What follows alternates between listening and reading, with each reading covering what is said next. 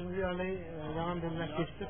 Şu yolun mesafesi çok bölüğü Türkmenistan'ın teritoriyasında yerleşen. Şunun için İran tarafı Türkmenistan'a şol bölüğü kurmakta. Birlikte hizmetleşir etmekte hem öz hizmetlerini ödürüyordu. Nesip olsa bu ulgamın görebilmeleri, demir yolun görebilmeleri, demir gazık bunalsa ormanki koridorun açılmağına sebep olur. Hem de şul koridora katlaşan yurtların Kar sayılarının sularına ve belirli ortaya çıkmaklarına bunu mümkünçülükler böyledir biz inanıyoruz.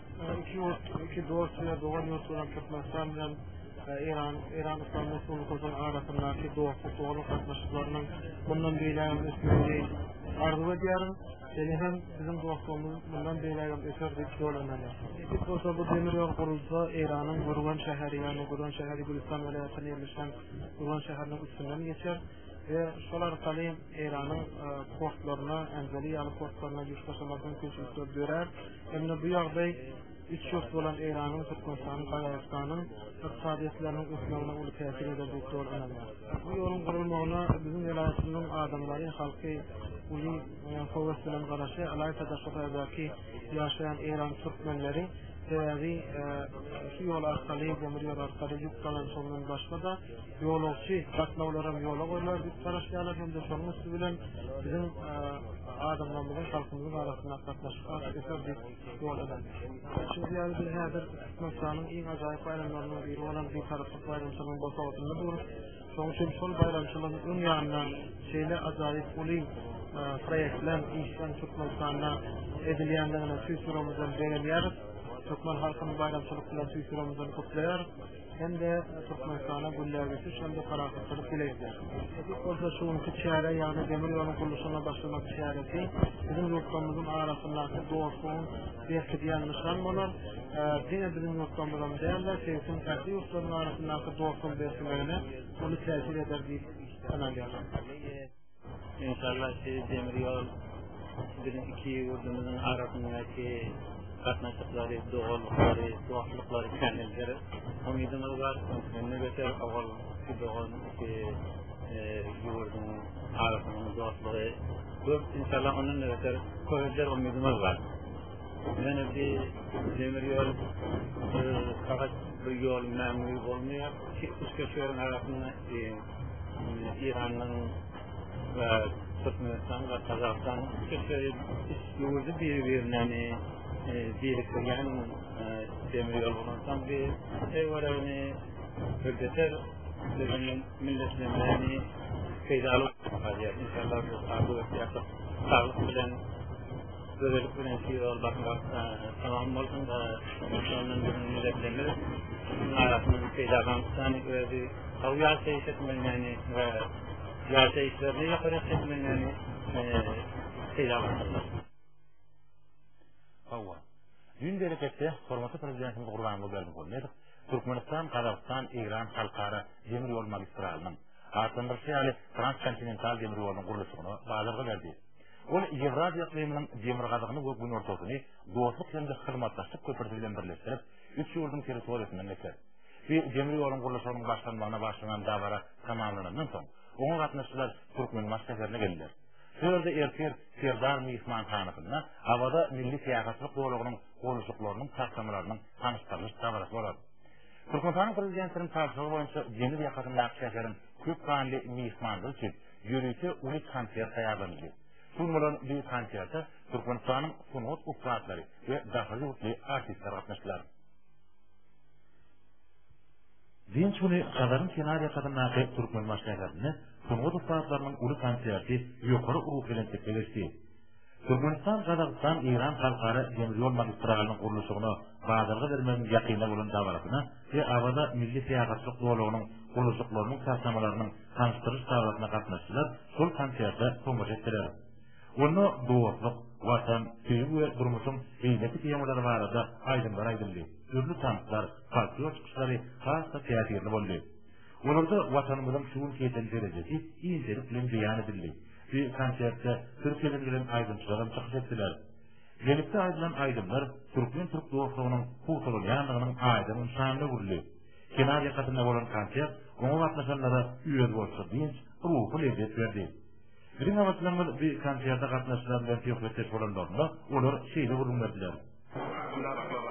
في هذا المساء حضرنا هذا الكونسير الذي عمل وأعد بعناية فائقة، وهو بمناسبة اجتماع غدا بخصوص تطوير مدينة تركمانباشي من خلال ما يسمى بأفاز السياحية. Allah'ın adı bilen şu akşam bir saatlik konsert, öğren azal saatlik konsertine Türkmenbaş şäherinde gatnaşdyk. Şoňa gatnaşyp özümizi gowy lezzet alanmaga beýenýär.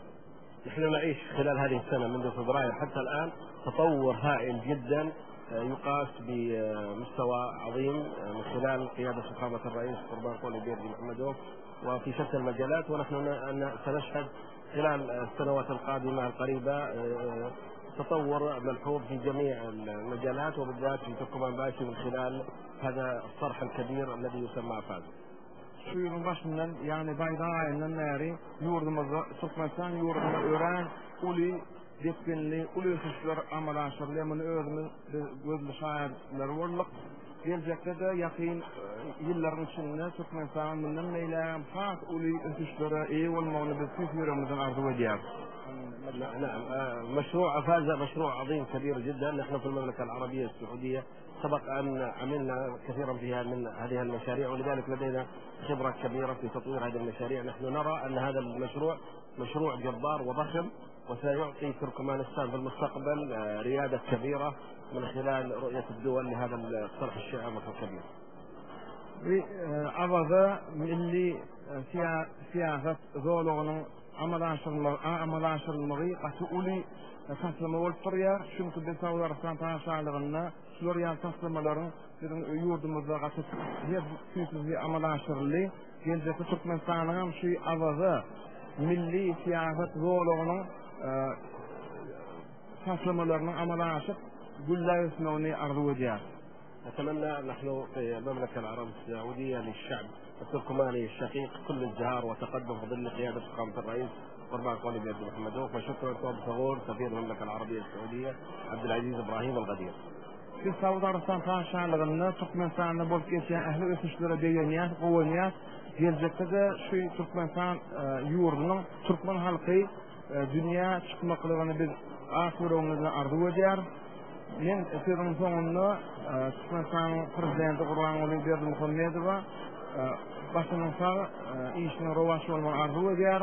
Bugün Türkmenbaşy şehrinde hörmetli prezident TRT Kalkınış Eyyamı çerçevesinde başlattığı Avazda Serbest Turizm Bölgesi projesi için birçok Türk iş adamıyla birlikte ben de buraya gelmiş bulunuyorum. Az önce gerek Türkmen gerek Türk sanatçının katılımıyla çok güzel bir konser izledik. İnşallah bundan sonraki de iş adamları Avazda Turizm Serbest Bölgesi projesine ilişkin kendi öz projelerini sunacaklar. Ben tabii ki Türk iş adamlarının hürmetli prezidentin bu ileriyi öngören projesine yoğun ilgisinden dolayı çok büyük memnuniyet duyuyorum. İnşallah yarın hepsi ileride Avazı'ya yapacakları yatırımları açıklayacaklardır ve ben inanıyorum ki Avazda bölgesi, Avazda şehri ileride çok önemli bir turizm bölgesi olacaktır. Çok modern bir şehir olacaktır ve tüm Türkmen halkının gurur duyacağı bir proje olacaktır Avazda projesi. Ben şimdiden tüm başta hürmetli prezident Gurbanguly Berdimuhammedow olmak üzere tüm Türkmen halkını bu yeni projeden dolayı kutluyorum. Hepsine hayırlı uğurlu olsun. Bu proje inşallah hepsine hayırlar getirir.